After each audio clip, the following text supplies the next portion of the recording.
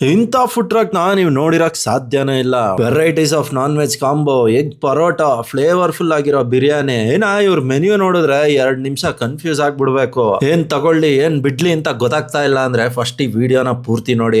ಇಡ್ಲಿ ಬಿಸಿ ಬಿಸಿಯಾಗಿ ತಿಂದ್ರೇನೆ ಮಜಾ, ಬಿರಿಯಾನಿ ಫ್ಲೇವರ್ಫುಲ್ ಆಗಿದ್ರೇನೆ ಗಮ್ಮತ್ತು. ಅದ್ರ ಜೊತೆಗೆ ಮೈಲ್ಡ್ ಆಗಿರೋ ಗೀ ರೈಸ್, ರಾಜ್ರ ಶೈಲಿ ಅಫ್ಘಾನಿ ಚಿಕನ್, ಆಮೇಲೆ ಫ್ಲೇವರ್ಫುಲ್ ಆಗಿರೋ ಕಬಾಬು. ಆಹಾ, ಎಲ್ಲಾ ನೋಡ್ತಾ ಇದ್ರೆ ಬಾಯಲ್ಲಿ ನೀರ್ ಬರತ್ ಕನ್ಫರ್ಮ್.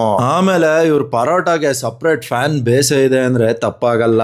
ಯಾವತ್ತಿದ್ರು ಊಟನ ಬಿಸಿ ಬಿಸಿಯಾಗೆ ತಿನ್ಬೇಕು, ಅದ್ರ ಮಜಾನೇ ಬೇರೆ ಇರುತ್ತೆ. ಮತ್ತೆ ಇವ್ರ ಕಾಂಬೋದಲ್ಲಿ ghee rice combo, biryani combo, chicken combo, parotta combo, idli combo ಅಂತ ಬೇಜಾನ್ ಕಾಂಬೋಗಳಿದಾವೆ. ನಾನ್ ಟ್ರೈ ಮಾಡಿದ್ದು ಇವ್ರ ಹತ್ರ ಎಗ್ ಪರೋಟಾನ. ನಾನ್ ನೋಡ್ತಿದ್ದಂಗೆನೆ ಕಳೆದೋಗಿದ್ದೆ.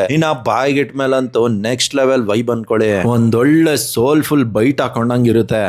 ಬಿರಿಯಾನಿ ವಿಚಾರಕ್ಕೆ ಬರೋಣ. ನಾನು ಬಿರಿಯಾನಿ ಅಫ್ಘಾನಿ ಚಿಕನ್ ಕಾಂಬೋ ತಗೊಂಡಿದ್ದೆ. ಬಿರಿಯಾನಿಲ್ ಪೀಸ್ಗಳು ಮಾತ್ರ ಹೂವ ಕರ್ಗೋದಂಗ್ ಕರ್ಗೋಗ್ತಾ ಇತ್ತು.